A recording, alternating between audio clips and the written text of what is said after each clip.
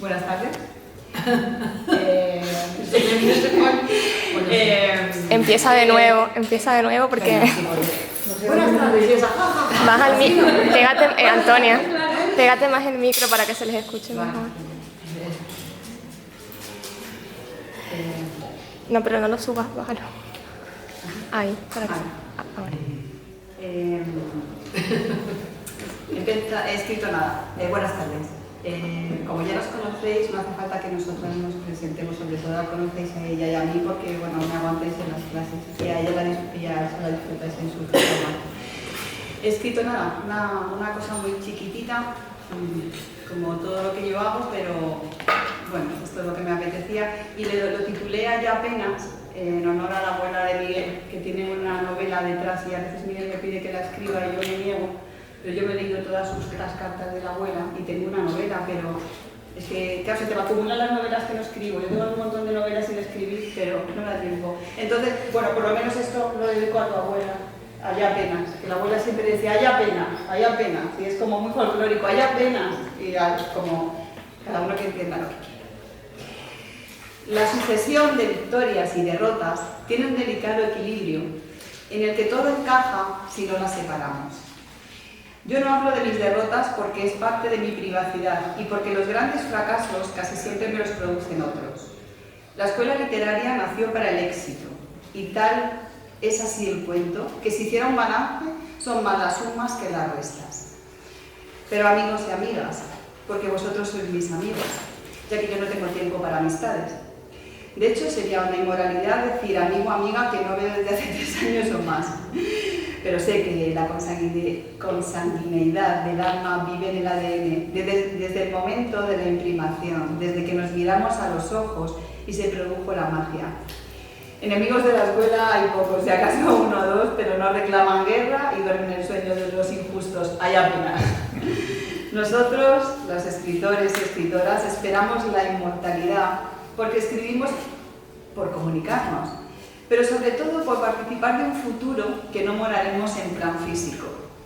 Quienes escribimos luchamos por romper el efecto restrictivo de la lógica, pero solemos fracasar al encontrarnos con la realidad fumándose en una esquina nuestro talento, mientras nos dice, ¿a dónde crees que vas? Bueno, por lo menos a mí me dices, ¿a dónde crees? Será porque mi niñez sigue jugando en mi cabeza, pero a mí no me da la gana de respetar tanto lo real. Entre otras cosas, porque no me gusta básicamente la vida, así en términos generales, pero sí me encanta en su sentido infantil o estrambótico. No soporto la normalidad, de ahí una escuela para aprender a soñar. Me gusta el salope porque es tan irreal y al mismo tiempo tiene la gracia de las niñas y la sabiduría de los griegos. Pero a su vez es una hermana mayor a la que le puedes preguntar cualquier cosa, porque ella sabe lo que tiene que decirte. A mí me lee muy bien y sobre todo le estoy muy agradecida porque siempre dice sí a la escuela. De hecho, es la segunda vez que inaugura, no se acuerda de la segunda vez. Pero es que ella es infinita. Es como las olas, que vuelve y se va, pero vuelve siempre. El Premio Canario de Literatura estaba tardando, lo merece desde hace varios libros, pero ya se sabe que hay que ir repartiendo una para papá y otra para mamá. Te felicitamos y te agradecemos tus síes. Y gracias por un no que me recomendó un día que yo alocada y despechada o aquella iba con veneno a un acto público, pero esa editora de mi chinita, si no digo chinita no, sabe, como la niña de mis ojos, cuándo hay que callarse y cuándo hay que hablar. Yo no hago caso ni a mi madre, pero a esa sí le hago caso. Quizá me evitó un par de fracasos. Tú no lo sabes, pero alguna vez me ha dicho, y yo. Y aquí estamos, entonces, con éxito, celebrando en esta sala que nos cede Cultura del Ayuntamiento, porque también sabe de la importancia de la escuela literaria y, bueno, ella nos da bola. La escuela cumple 19 años y tenemos el curso de creación literaria casi lleno, el de técnicas de la imaginación igual, los de talleres de escritura de memorias y de jóvenes a tope porque el Ayuntamiento de La Laguna apuesta por la formación literaria de los jóvenes y por rescatar el legado de memoria privada de los mayores de La Laguna. Así que lo que no va a quebrar nunca ya es la escuela, porque hemos sobrevivido a todo lo que ha pasado, y ahora nos pasa que nos desplegamos en varias acciones formativas para instituciones públicas, que tenemos una agencia literaria para jóvenes y no tan jóvenes, tenemos una comunidad de escritores en la que se comparten textos entre colegas, y también destaco que formamos a un profesorado para asegurar la continuidad de la escuela literaria y que tenemos un equipo ya con una positividad inexorable y que todos los puntos ciegos nos los desayunamos María y yo, y entonces progresamos y los materiales narrativos nos crecen desde los fracasos, que ya os dije que sin fracaso no hay nada. Es que ahora me gusta fracaso, no sé por qué. No se trata de ganar siempre, sino de a veces parar para mirar a los ojos a las grandes escritoras como Elsa López y picarle un ojo, ¿qué significa? A mí también me pasó eso, amiga, pero estoy aquí para contarlo. Larga vida a Elsa López y a la escuela literaria.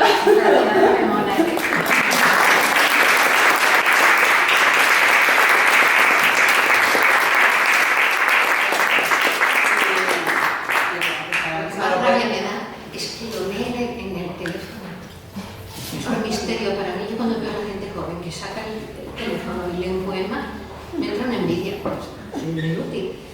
Una envidia y tampoco me gusta mucho, pero a mí me encanta cuando te veo, porque veo la juventud y la energía. Lo primero, lo segundo, ¿cómo decía la abuela?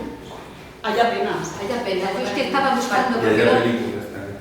Haya películas. Haya películas también. No, es que no tiene nada que ver, pero es que el otro día me dijeron una cosa que dicen en Cuba. Ella misma se cree que ella es. Bueno, pues... me encantó, no sé lo que quiere decir, como no sé lo que quiere decir ese cartel. Ese cartel dice, para enseñar lo que no se puede aprender. Cuando lo leí me quedé un poco así, dije, pues si no se puede aprender, ¿para qué lo van a enseñar? Luego pensé, pues es verdad, es que no se puede aprender a escribir. No se puede aprender, lo siento muchísimo porque es una escuela donde dicen que enseñan a escribir, pero eso no es cierto. Te pueden enseñar un camino, te pueden enseñar, darte unas normas de comportamiento literario, te pueden animar, te pueden decir, esto es un error, por este camino no vayas. Hoy le contaba a María Antonia, a mí me llegan libros, por ejemplo, donde, salvando honrosas excepciones como Marcos dos Santos, que está aquí hoy con nosotros, donde a los autores les da por mezclar poesía, narrativa, música y datos absolutamente etnográficos. Bueno, eso es muy diferente. Lo que pasa es que hay veces que eso funciona. En el libro de Marcos ha funcionado, como funciona en otros casos, pero eso es, digamos que es un pequeño milagro de la literatura. De vez en cuando hay milagros. Pero son milagros extraños. No hay milagros en la literatura. Pasamos años y años y años escribiendo. Yo llevo 10 años escribiendo. Adiós. No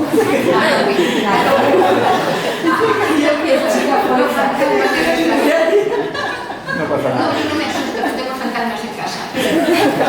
10 años.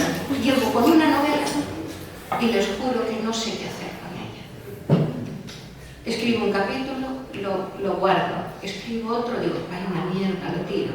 Escribo otro, lo uno al anterior, pero no tiene nada que ver. En resumen, ¿qué me pasa? Que no conozco el camino. No lo conozco. No tengo a nadie que me proteja y me diga, mira Elsa, esto es, a lo mejor lo ideal sería que hicieras así, déjalo en capítulos sueltos, no lo hilvanes, o hilvánalo. Hay que hilvanar esa historia. Pero bueno, les cuento esto porque es un pesar que tengo como escritora. Y eso nos va a pasar a veces.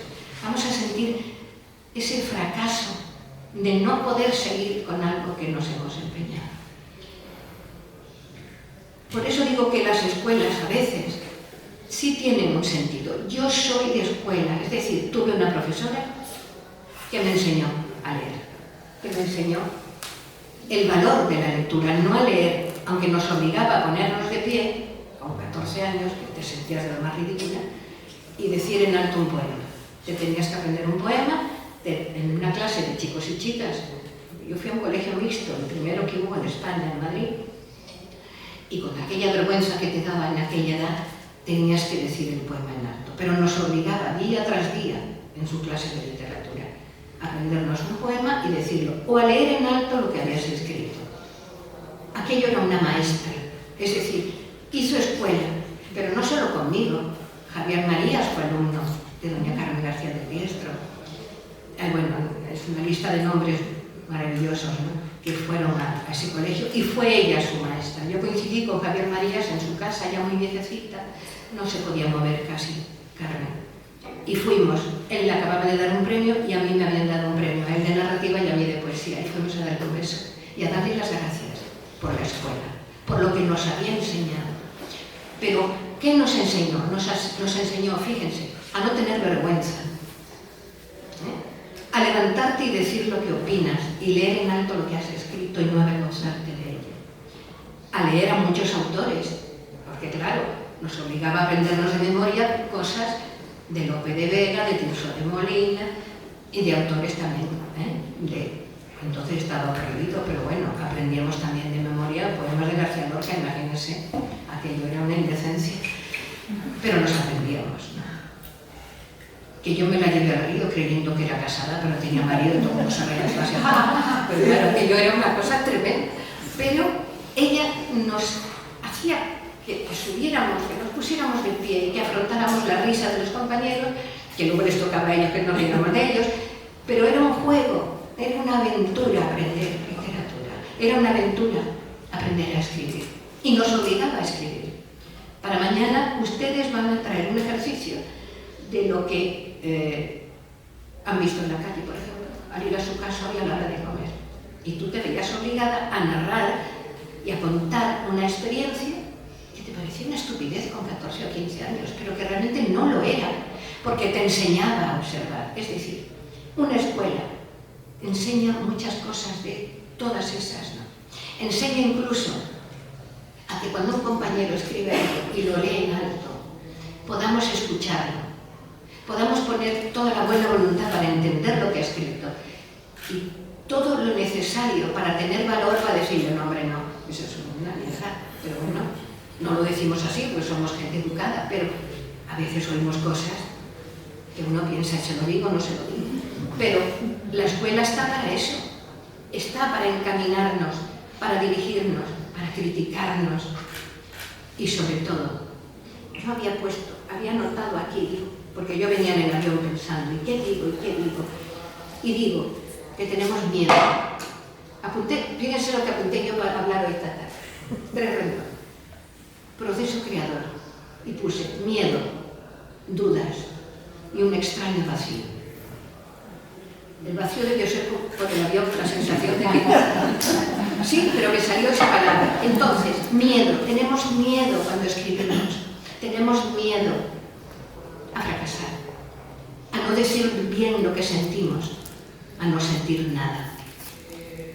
Porque a veces no sentimos nada, queremos expresar algo. Ahora voy a echar balones a mi cesta. Poesía es muy difícil. Narrativa es muy fácil. Tú te sientas. Hoy iba por la calle y pasó una señora gorda. Luego pasó un señor muy flaco y me miró. Creo que estaba triste. Sigue, pum, pum, pum. 1 hoja, 2 hojas, 3 hojas, 20 hojas. A las 4 de la mañana te escribes un capítulo de un libro. Pero hagan ustedes un poema de verdad. Hagan ustedes el intento de hacer un poema. Eso es muy difícil. Es muy duro y muy difícil. Porque ahí sí que sentimos el pavor de A, no decir lo que sentimos. B, decirlo tan mal que nadie nos lo vaya a entender. Y no lo digo por el uso de esas cosas que aprende uno en lengua y literatura, metáforas.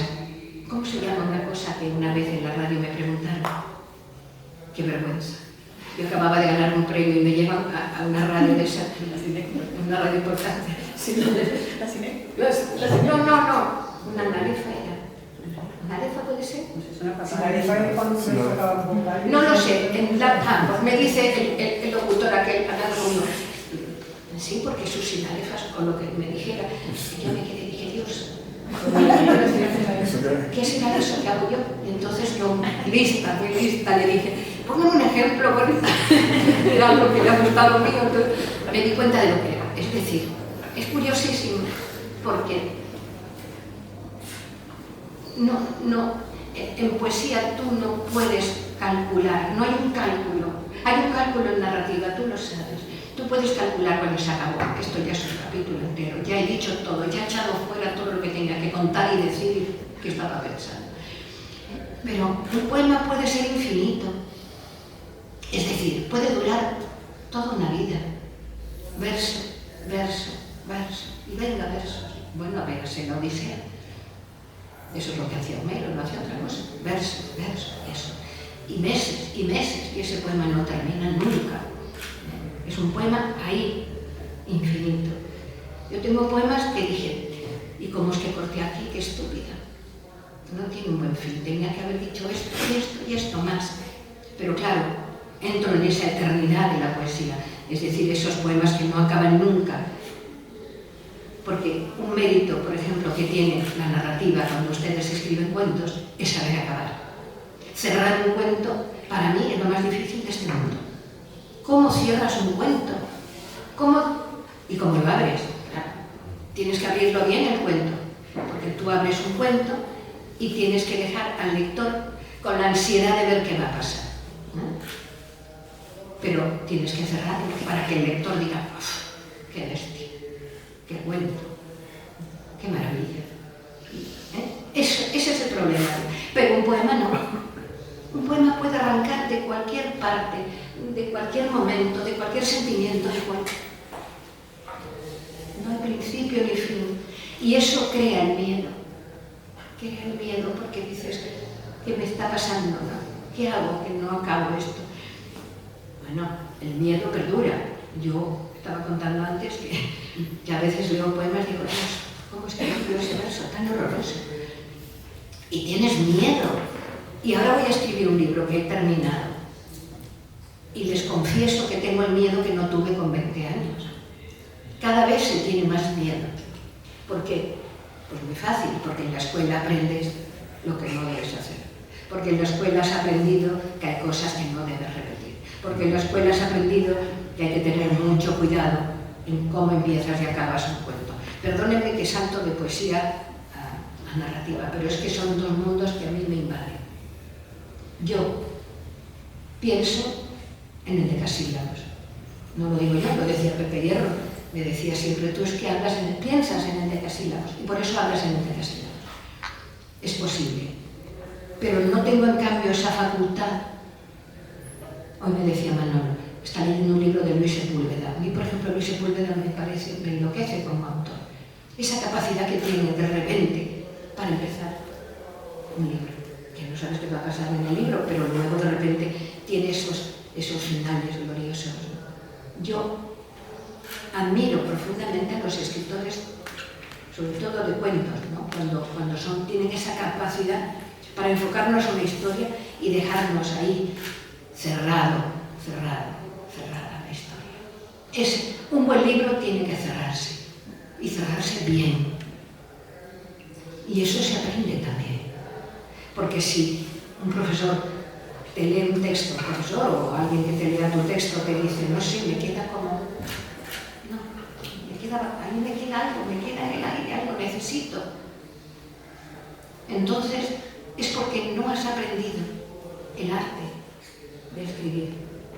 Porque escribir es un arte, y siento deciroslo, es un arte.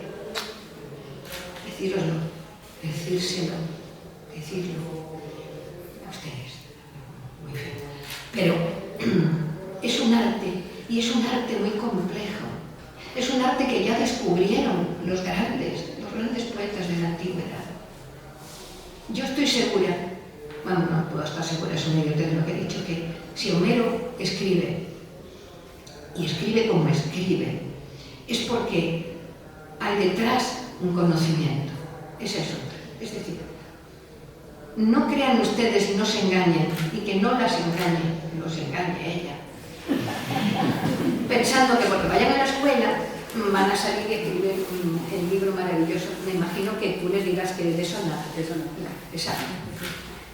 Hay que trabajar, hay que aprender, hay que fracasar, hay que volver a empezar, hay que romper, ay Dios mío, hay que romper. No sé si ustedes han roto algo, pero yo he roto un libro entero. Me pegué como 2 años estudiando a un personaje que a mí me gusta mucho, que es Alfonsina Storni. Es una poeta para mí maravillosa. Y escribí un libro sobre Alfonsina Storni, con notas a pie de página, era un libro increíble. Se lo dejé a un amigo mío escritor, el pobre muerto Gregorio. Y me dijo, esa, tíralo. Eso, coñazo de libro, se no le interesa a nadie, un horror. A eso buscan a Alfonsina. Entonces no había Wikipedia, pero bueno, buscan a Alfonsina Storni en una librería y según su vida, no hace falta que tú escribas todo eso que ya está hecho. Y me di cuenta que ese no, en ese momento, esa crítica, bueno, pues lo tiré, era un tocho. Además, escrito a máquina de aquellas de nada de ordenador, a máquina, y lo tiré. Y hice bien, porque luego recogí todo aquello que estaba en mi cabeza sobre Alfonsina y escribí un libro sobre ella que no era su vida, era la vida de Alfonsina vista por mí, que es otra historia distinta. Bueno, eso es un poco, digamos, ególatra, pero yo pensé que a lo mejor mi voz le podía servir a Alfonsina para comunicarse y contar su vida. Pero bueno, cambié. Y aquella no estaba mal.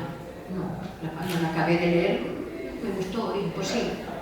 Es esto lo que quería decir. Sobre todo, fijaros, los libros están cargados de momentos, como la vida, ¿no? En el libro ese de Alfonsina, yo escribí un capítulo sobre el dolor. No se imaginan lo bueno que es. Como yo escribí sobre el dolor de aquella manera tan mía, tan desgarradora, tan de mi propio cuerpo, porque yo hablaba de mí, no hablaba de Alfonsina, evidentemente. Alfonsina se va a suicidar al día siguiente y yo estoy escribiendo una carta contando por qué me voy a suicidar. Y de repente yo sentí la herida, el dolor de esa mujer, que era muy parecido a un dolor que yo había tenido. Y entonces lo escribí. Bueno, pues les digo que yo creo que es de las páginas, son 2 o 3 páginas de esa parte, que una vez lo leí en no sé dónde, no pude seguir, fíjate yo misma, como un imbécil me hizo llorar, porque era desgarrador, tremendo. Es decir, ¿cómo puede una persona en un momento determinado, en un libro de 100 y pico páginas o 200, saber que ha puesto ahí su sangre, que ha puesto ahí su propia vida, que ha puesto sus sentimientos, sus emociones? ¿Y saben cómo lo sé? Eso es una experiencia muy bonita que vais a tener los escritores. Cuando otra persona lee eso y te dice, Elsa, cuando leí esa parte, sentí ese dolor. Te sentí el dolor de Alfonsina, que debía ser el tuyo. Le dije, sí, evidentemente, era el mío. Era el mío. Digo con esto que cuando uno escribe, tiene que poner toda la carne en el asador. No valen técnicas. Bueno, valen, qué tonterías, perdón, sí que valen. Sí, valen técnicas, subterfugios, hallazgos, vale todo. Pero si ustedes no ponen la carne ahí, no funciona. La literatura es pasión. La literatura es emoción. La literatura es fuerza. La literatura hay que sentarse, escribir y llorar. Bueno, reírte si eres gracioso. Vuelvo a Marcos, es que lo tengo ahí enfrente. Claro, esa noche cuando yo te leí, no estaba con él, yo leí el libro, pero estaba mi marido al lado y me oía reír. Entonces, me estaba comunicando, me estaba dando risa, me estaba comunicando alegría y me la estaba comunicando de tal manera que mi cuerpo reía. Igual que otras veces ha llorado con la lectura de un autor, o se ha emocionado, o me he levantado con ganas de sacar fusiles a la calle, porque también la literatura te sirve para enfrentarte a la vida, luchar con la vida, tomar notas de lo que eres tú y de lo que son los demás. Porque ustedes, que van a escribir en el futuro, tienen que saber que eso que están haciendo es una manera no solo de comunicarse con los demás, sino es una manera de estar en la vida. Porque eso que vais a escribir puede servir para ya lo he dicho, pero lo repito, emocionar, alegrar, entrar ganas de eso, de tirarse a la calle. Yo lo siento, pero es que digo lo del fusil no real, pero sí también real. Entran ganas de tirarte a la calle. A veces lees cosas de autores que dices, Dios mío. Uno de mis libros preferidos, que mañana recuérdame que hable de eso. Esta señora de toca hablar mañana. Yo leí poema pedagógico cuando era muy joven. Yo creí, bueno, que iba a cantar coplas, no, ya se me había pasado la ilusión, pero yo pensé que iba a ser en la vida, que no iba a ser profesora, luego lo fui por decisión propia, sí. Entonces me hice profesora, pero en mi vida ese libro me marcó y me hizo que yo la enseñanza la tuviera como un fin en mi vida. Poema pedagógico, se llama el libro, no se olviden, lo escribió Makarenko, no sé si está prohibido también, porque visto lo visto, ya se prohíbe todo. Pero Makarenko es un gran escritor ruso y escribió una historia sobre chiquillos de la calle, chiquillos delincuentes, tirados, solos, abandonados, y de repente consigue, a través de la enseñanza, el amor les va enseñando que pueden ser otra cosa en la vida que delincuentes o personas ahí fuera del mundo. Bien, eso me hizo pensar que yo podía dedicarme. Y de hecho, luego cuando empecé en la enseñanza, mi gran profesora, Jimena Menéndez Pidal, aparte de Carmen García de Diestro, la de literatura, Jimena fue mi profesora moral, me dijo, te voy a poner donde más te va a gustar. Y me puso en un curso de chavales de 14, 15 años, bueno, casi delincuentes. Un desastre. Eso que ahora llaman no sé cómo, que los ponen en los institutos, bueno, un desastre. Una clase de desastre llamaba yo. Y fue maravilloso. Fue maravilloso. Lo que yo aprendí y lo que ellos aprendieron conmigo. Cambiaron, estudiaban, hacían teatro, escribían, íbamos de excursión, bueno, fue maravilloso. Esa fue lo que me enseñó ese libro.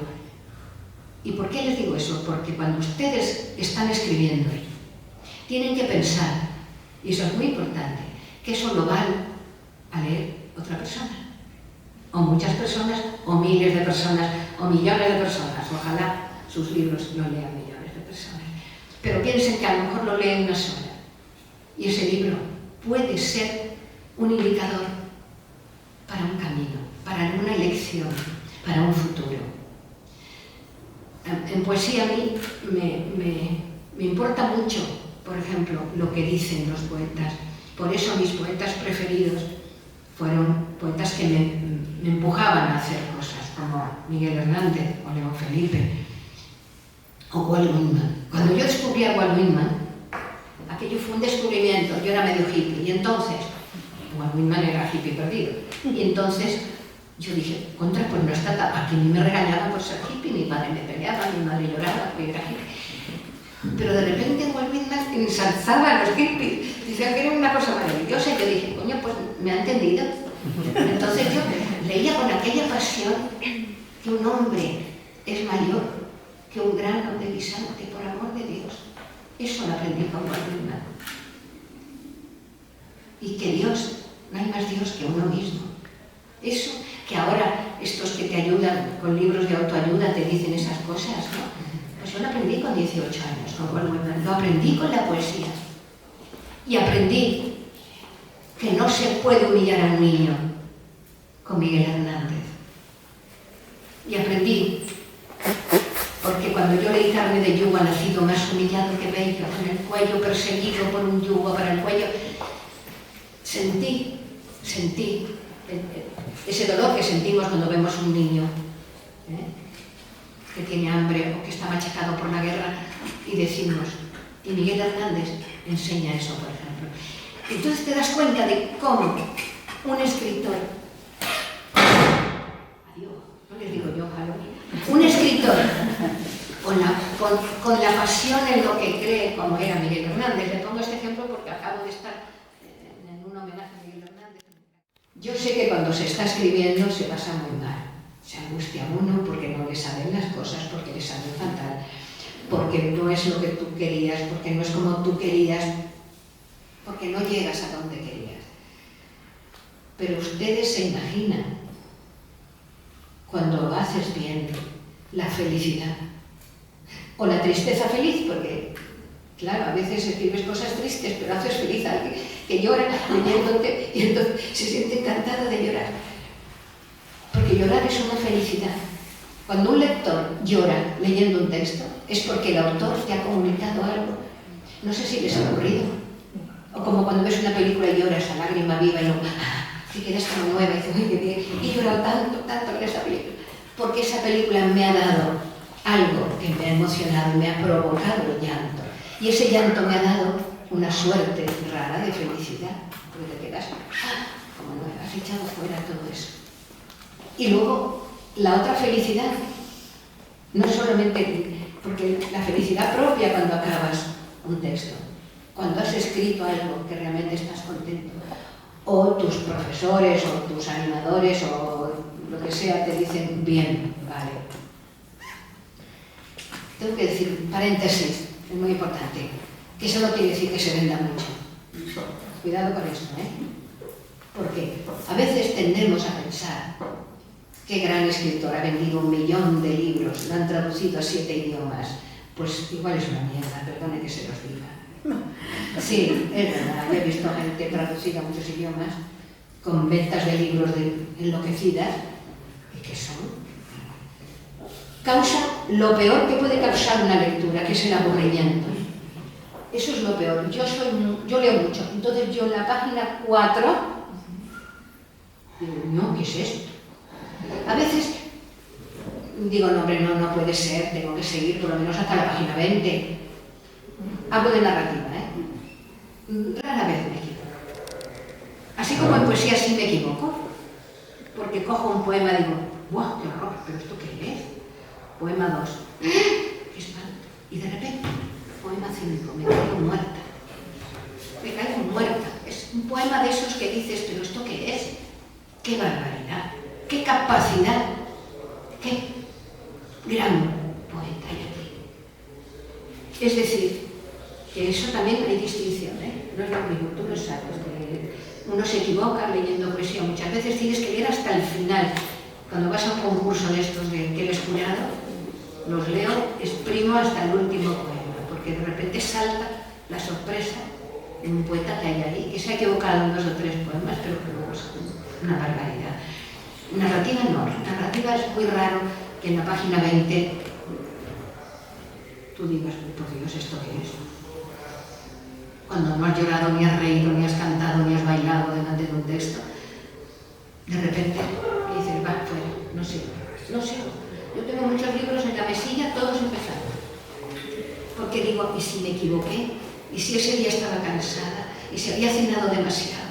¿Y si estaba triste porque, yo qué sé, Manolo me había gritado? Yo qué sé. Pues nada, lo guardo. Y a la semana, al mes, cuando sea vuelvo, que también me ha pasado, coger un libro y decir, no sigo este libro, no me interesa absolutamente nada. Y luego cogerlo y decir, pues no, ¿qué es esto? Me ha ocurrido. Entonces, moraleja, no puedes fiarte de ti misma. Ni ustedes como escritores, ni nosotros como lectoras, ni como profesoras. ¿Por qué? ¿Por qué digo eso? Porque nos podemos equivocar muchas veces. Y tú piensas que hay un alumno, una alumna, que quiere ser escritor y que, bueno, pues no da la altura, nos parece que no alcanza ese punto que pensamos que es el punto creador ideal de un autor. Y a lo mejor nos equivocamos. Hay autores que sus primeros libros son impresentables y luego van creciendo. Quizás por la edad, quizás por las experiencias, quizás porque han tenido experiencias nuevas, dolorosas o alegres que les hacen escribir un libro mágico. Y suele ocurrir. O sea que en eso hay que tener también los pies de plomo. Y eso lo he aprendido con los años. Yo era muy dada a decir, vaya una porquería.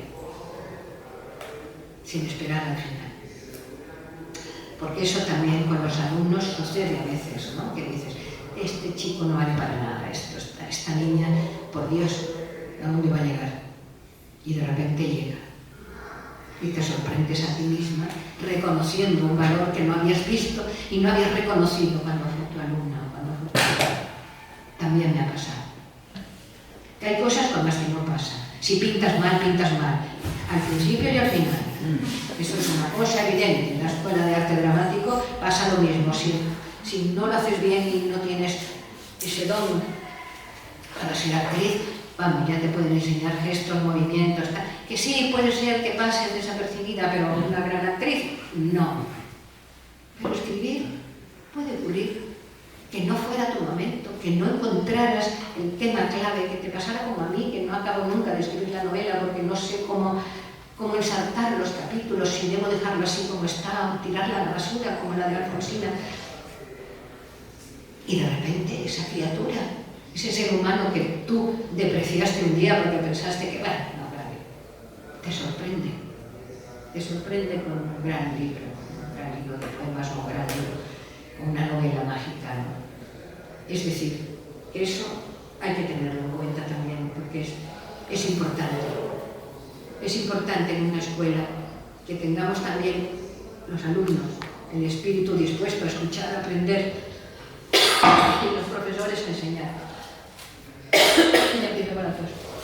A ver. No, que estaba pensando, es que este año, no sé si te acuerdas, porque como te vamos pidiendo las cosas poco a poco, pero eso solo habíamos pedido que en el curso de poesía este año empezaba Elsa 2 clases, luego Coriolano González Montañez y luego Pepa Alemán. Es que no sé si os acordáis de esto. Yo que me puse muy malita. Muy malita. ¿Fue eso cuando me puse malita? Sí, es que el otro día cuando nos encontramos Sí, en pues, la feria del libro, fue eso que me dijo, hola María Antonia, es que yo me he muerto. Y Me morí 3 días. Y luego de repente abrí los ojos y estaba sobre a mi lado. Qué fácil es morirse, no te enteras. O sea, no te enteras. Yo llegué al hospital, no me enteré.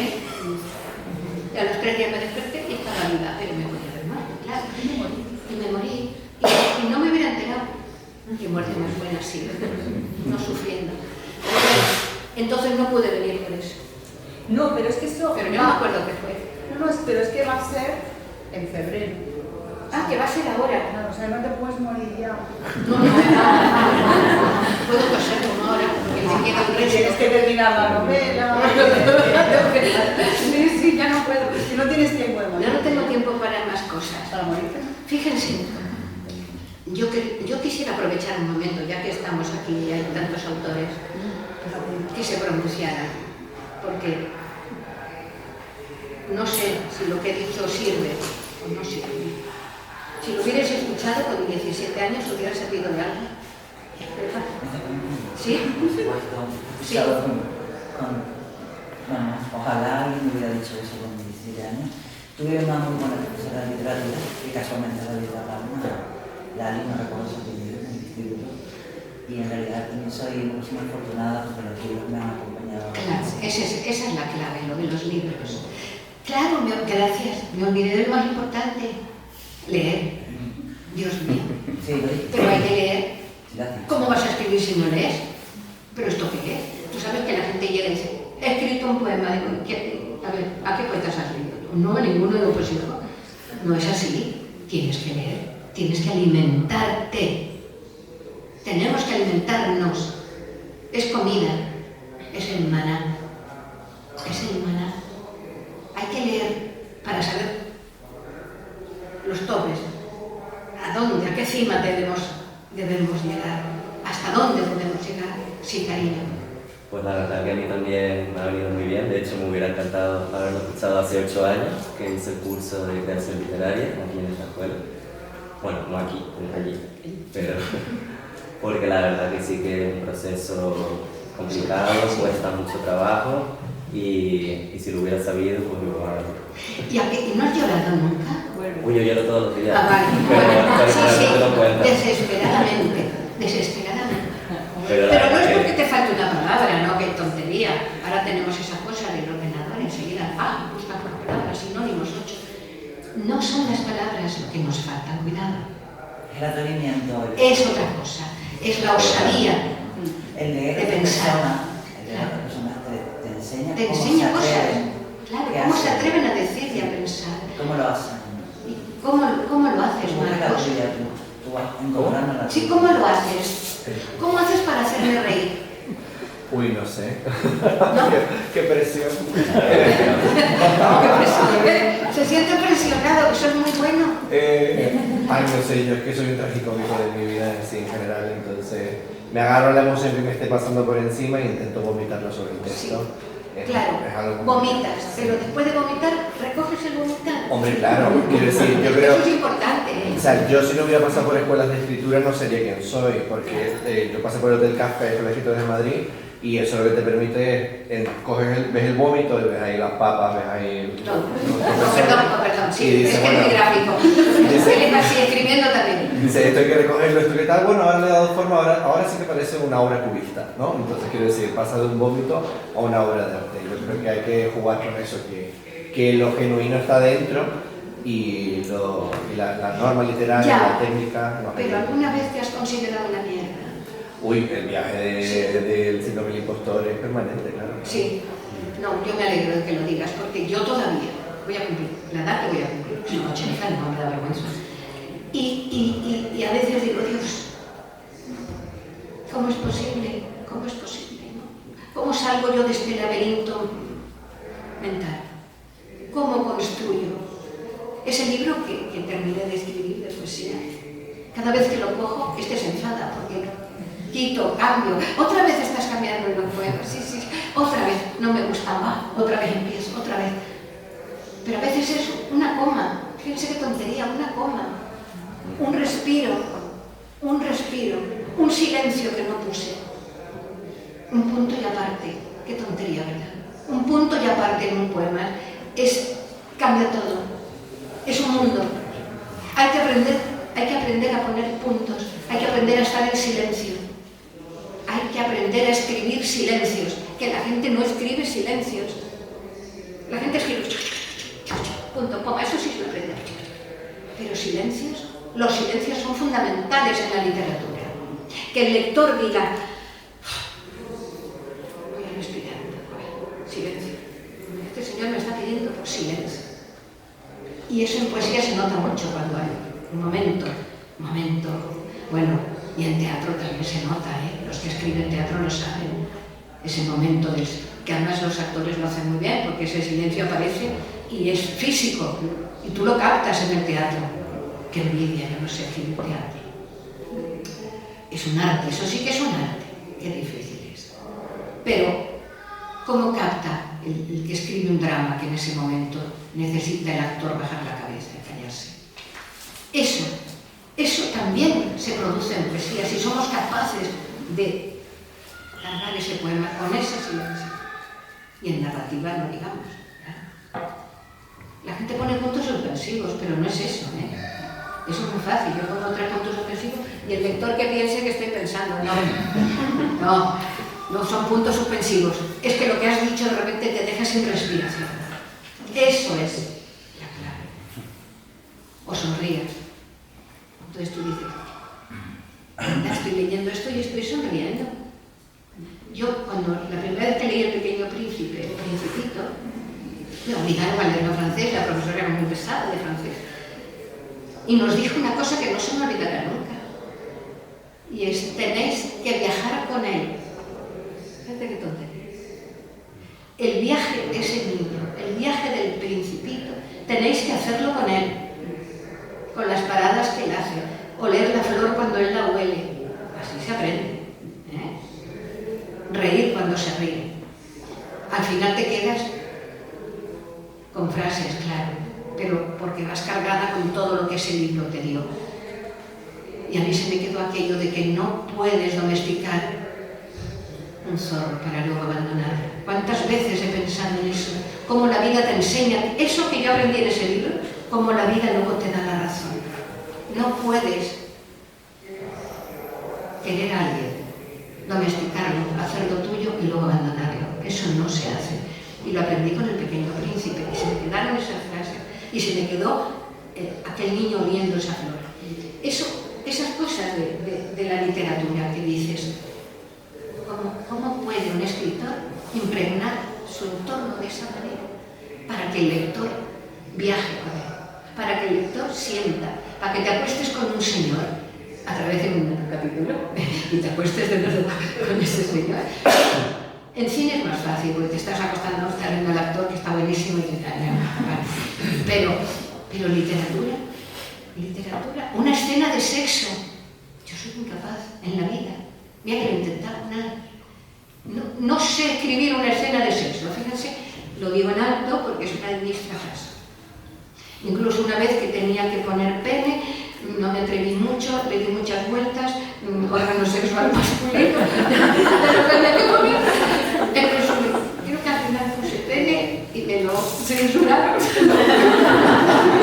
No, me lo censuraron en un colegio que iba a ir a hablar de esa novela y entonces, que se llaman Las Brujas, no sé qué, Las Brujas de la Isla del Viento, y hay una escena que el médico ve como ve a las brujas desnudas ya convertidas en muchachas maravillosas, gloriosas, y claro, se excita, ¿no? Entonces yo quería expresar cómo se puso el médico, pues, no sabía qué poner, al final puse pene, pues una idiotez, ya que había puesto lo primero que pensé. Y entonces, cuando ponen ese libro para que lo lean las alumnas, les digo dónde y todo, el Sagrado Corazón de Jesús. Y entonces, cuando yo me pagan el billete, llego a Las Palmas, voy a hablarles a los alumnos de esa historia y me dicen que no vayan, que un padre ha dicho que ese libro es un libro erótico. Me quedé muerta, yo en la vida pensé que hubiera hecho un libro erótico. Pero bueno, está bien, es un libro erótico, que no funciona así, verás cómo se vence. Entonces, me quedé sin poder ir a explicar a las brujas que era lo interesante del libro, no lo del pene. Pero es verdad, no sé escribir sobre sexo, no lo sé. En ese libro de Alfonsina, a lo más que llegué es a hablar de pérdida y de amor destrozado. No sabía cómo explicar que la pobre se había quedado con ganas. En resumen, sí, son pequeñas confidencias del fracaso de un escritor. Hay quien es un experto. Yo admiraba a Almudena. Cuando la conocí, me acuerdo de una feria del libro hace como 40 años, me acerqué a verla tímidamente y digo, ay, las edades del libro. Y dije, ay, gracias por haber escrito ese libro. No, era incapaz de escribir una cosa así. Y yo darle las gracias que Almudena estaba ese día firmando por primera vez en la Feria del Libro de Madrid, ¿no? Y yo dije, ay, es que te admiro de verdad, porque es que a mí me parece admirable un escritor porno, vamos, me encanta. Un porno no, ya no era porno, que digo. Pero vamos, que sea capaz de escribir con esa gracia y con esa ligereza y con esa frescura, escenas tórridas. Pues mira que he leído Lolita, no hay manera. Y a Lolita, intentando hacer un libro así, es lo más difícil de este mundo. ¿Alguien más? ¿Alguien quiere decirme algo? Susana sí sabe hacer silencio. ¿Sí? Tú ejerces el silencio. Me di cuenta antes cuando lo dije, porque hiciste así con la cabeza. Quiero decir, el silencio es fundamental, pero no solo en la escritura. Yo no tengo esa virtud, no sé estar callada. Eso me ha resultado a veces muy desafortunado y a veces me ha hecho daño y a veces he hecho daño, porque no sé aprovechar los silencios. Para eso lo tengo a él, que no habla nunca. Pero creo que es una fórmula de convivencia, igual que en la escritura es fundamental, en la vida también. Pero bueno, es una virtud. Una virtud que por ejemplo no tengo y admiro. Pero manejas muy bien las pausas. Las pausas todo el tiempo que mientras hablas. Y eso hace que tu discurso llegue, bueno, por las se pausas. renueva cada poquito. Claro, porque tengo que pensar lo que voy a decir después. Aprovecho la pausa. O mejor dicho, no pienso. Que escribiste, ¿verdad? Sí, Escribiste teatro. mucho tiempo. Pero es verdad lo que dice el teatro, ¿no? Como el actor provoca, qué maravilla. Y a mí me da mucha envidia. Alguna vez me han propuesto, escribe una cosa que sea para niños, pero soy una inútil, ¿verdad? No sé. Me imagino que eso es un Eso sí que es una técnica, es de aprender. Como guiones, me han pedido guiones, en mi currículum pone guiones de cine, una lista que he hecho yo guiones, no he hecho guiones en mi vida. Yo lo que he hecho ha sido escribir un texto y luego el señor de la película lo ha puesto en marcha, pero un guión, no se hace un guión. ¿Tú enseñas guión? Yo no. Pues deberías. Iván López, sí, no, pero algunos... No, tú me... En la escuela, sí, que enseñas hay guión. sí. ¿Y teatro también? Llevaba a Miguel, pero ya un día dijo que se acabó. Pero Miguel, ¿por qué? Pase página. Pasaste página. Ojalá pudiera yo hacer eso. No sé pasar página. A mí me invitan a hablar de literatura y no paso página. Me vuelvo loca. Me cojo un avión como hoy, vengo para acá, luego mañana voy para allá. Que tengo que hablar de literatura, vamos, es como si me dan de comer. Hambre. Sí, necesito hablar de literatura. Necesito. ¿Dónde está mi teléfono? Miren, fíjense, me preguntan. Claro, es un vicio. Leer es un vicio. Y escribir es un vicio. Se los digo porque como se envician, ya verán ustedes. Mira lo que pone. Mira. En mi teléfono. Yo amo los libros. Lo saco como quien no quiere la cosa, para que a ver si alguien lo aprende. Porque es tan importante, Dios mío. Es tan importante ahora que van a desaparecer. Ahora que vamos a desaparecer con libros. Nos van a quemar con los libros. Debemos, ¿saben qué? La guerra nuestra es esa, escribir más escritores, más libros y salir a la calle. Eso es un arma, sí que es un arma. La gente va por ahí con cosas, pues, ¿por qué no van con libros así, amenazando? ¿Verdad? Amenazo con escribir un libro, amenazo con leer. Sí, amenazo con leer. Amenazo con rodearme de escritores. Ya tengo el título.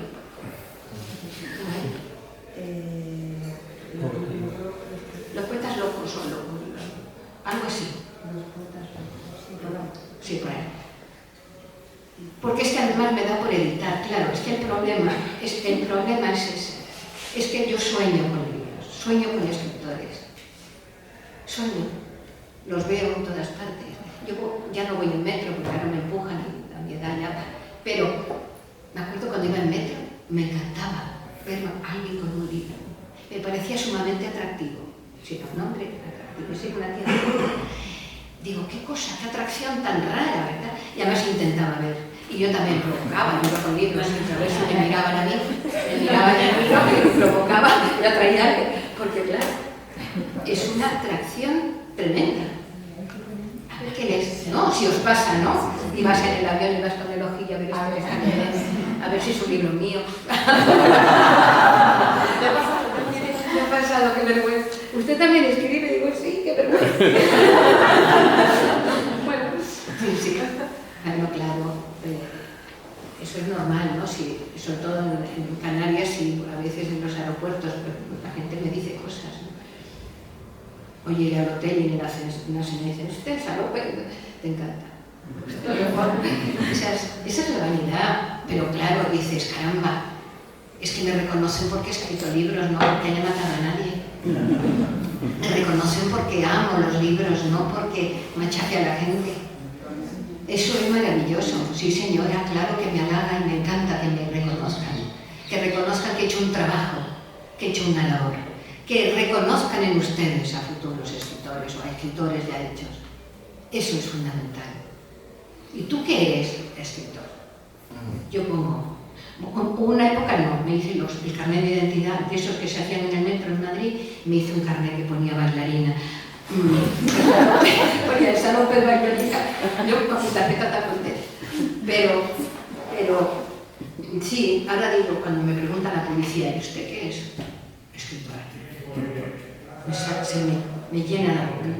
Sí. No digo poeta, qué curioso. A veces insisten mucho. Poeta, bueno, pero no. Yo digo escritora, porque escritora abarca más.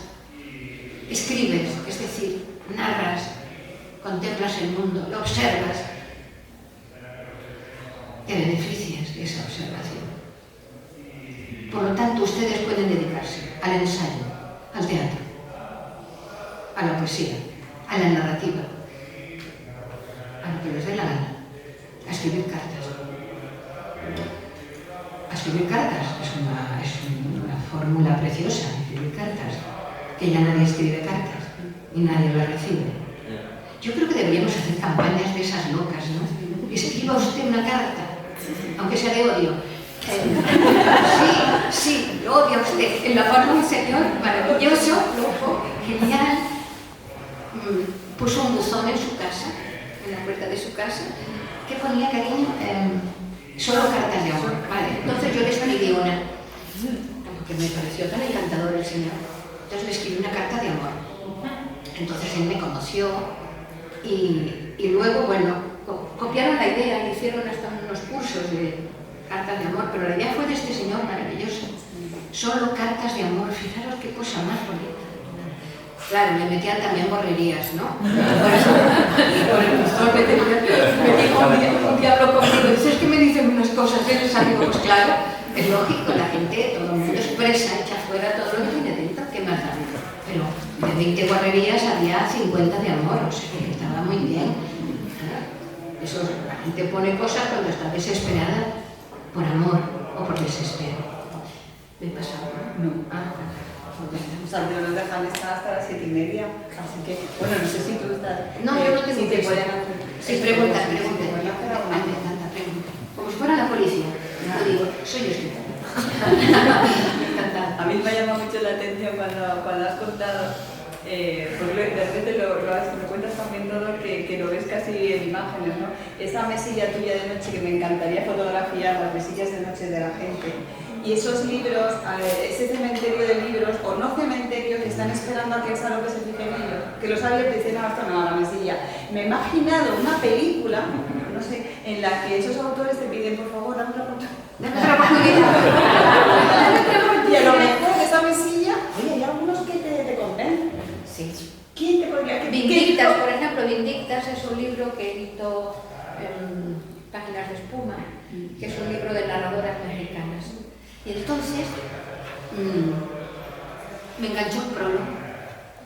El prólogo, se me ha olvidado el nombre. ¿Cómo se llamaba esa mujer? Socorro Venegas. Socorro Venegas.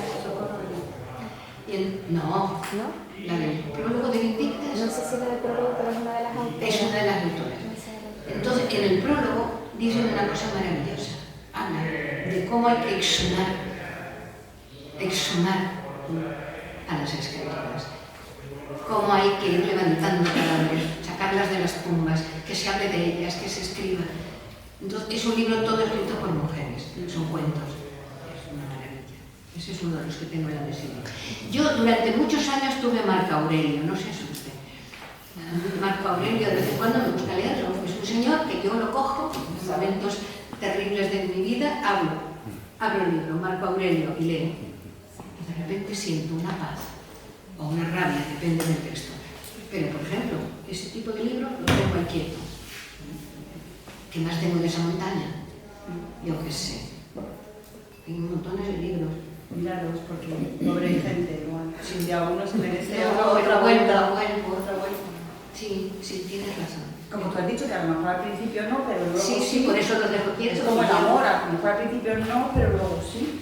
Sí, pero no puedo decir los títulos que he dicho, ¿no? Porque no notan que es malísimo.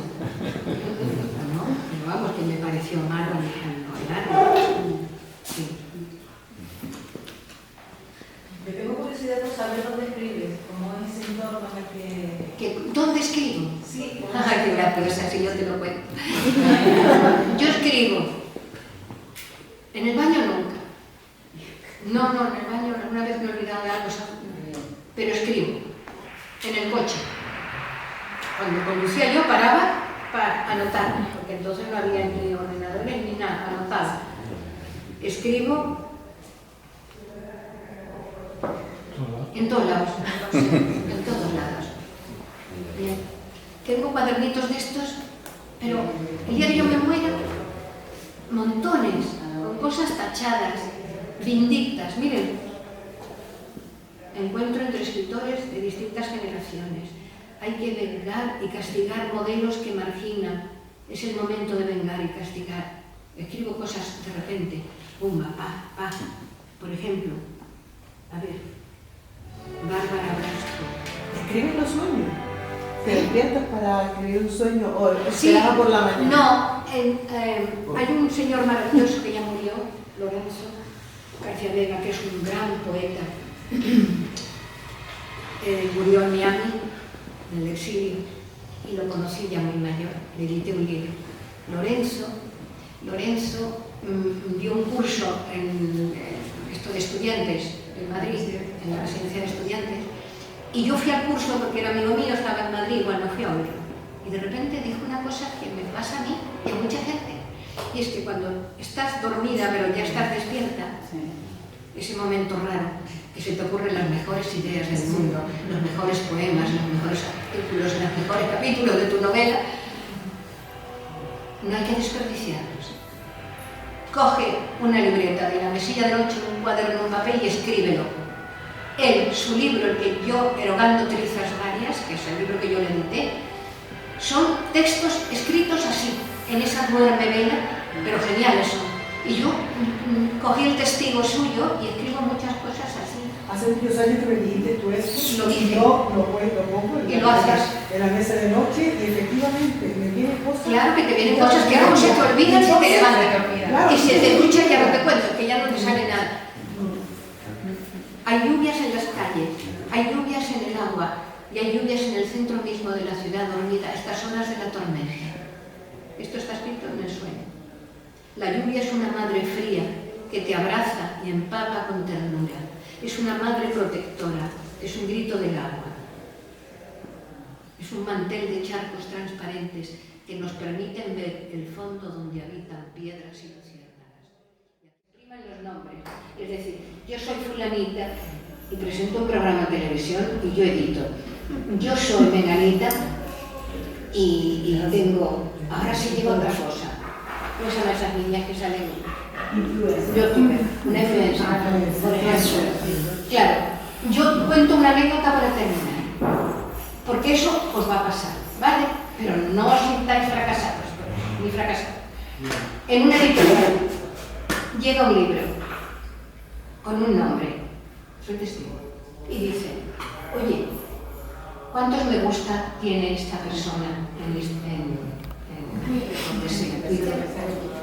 Pues esta tiene, era una mujer, esta tiene 300.000 y esta tenía la pobre 20 me gusta, yo qué sé.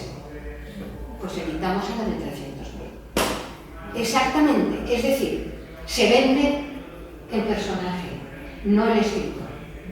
Se vende la temática, no lo que escribes. Esas son dos verdades como dos templos.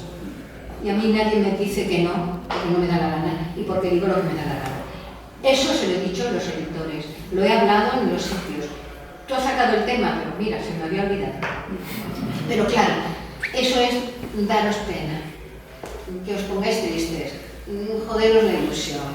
Porque si empezamos a hablar de editoriales, estamos listos. Olvídense de esto, olvídense de las editoriales. Por favor, mira que soy editora y lo estoy diciendo, olvídense, no es por ahí. Yo recomiendo, antes ingenuamente recomendaba los premios literarios, pero ya ni eso. Me venían con una novela buenísima y yo decía, fulanito, no te preocupes, preséntate, yo le daba una lista de premios, preséntate a este, a este, a este, a este, a este, a este, le daba las direcciones,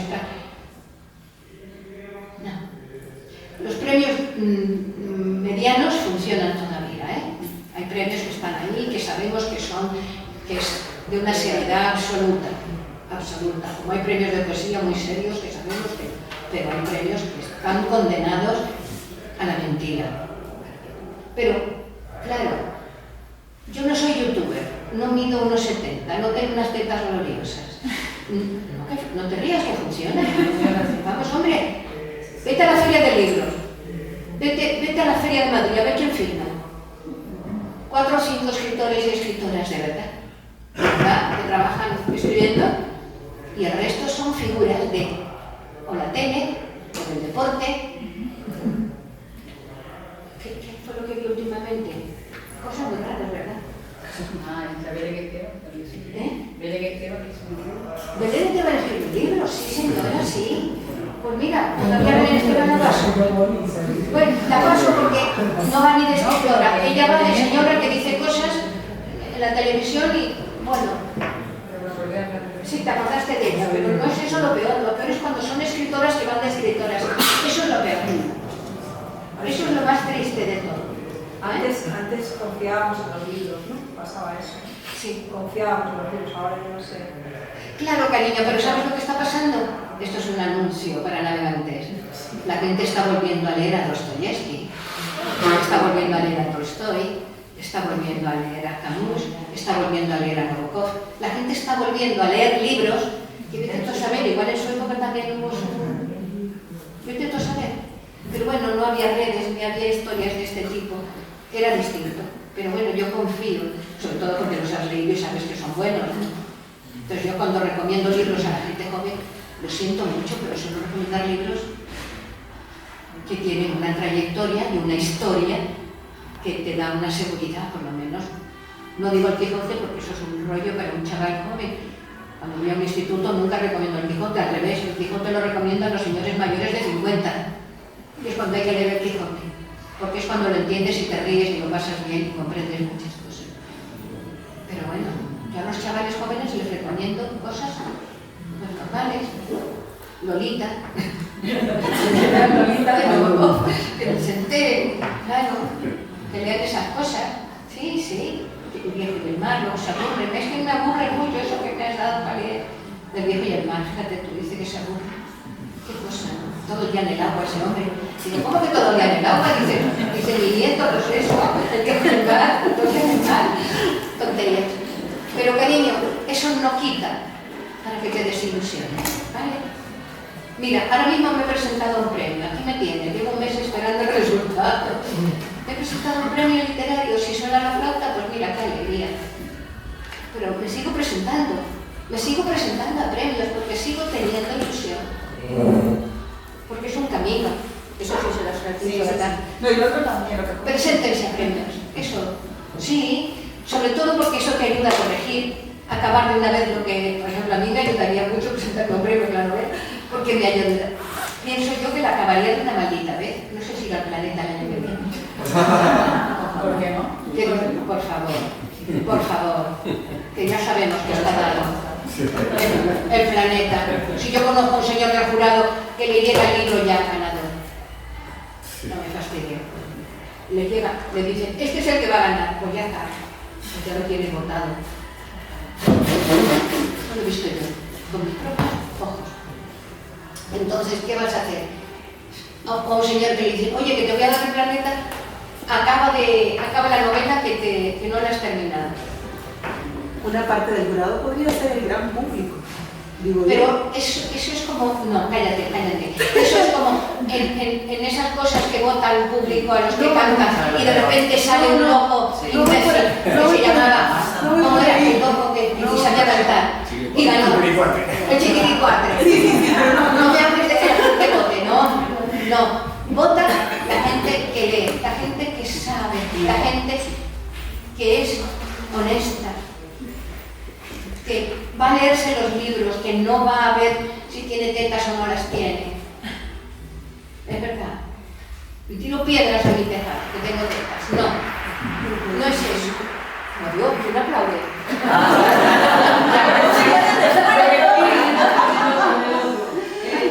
¿Hay otro acto allí? No, pero yo me voy para la calle. Bueno, señores, ha sido un placer. Y además, cómo me alegro de ver tanta gente que escribe, tanta gente con ganas de escribir.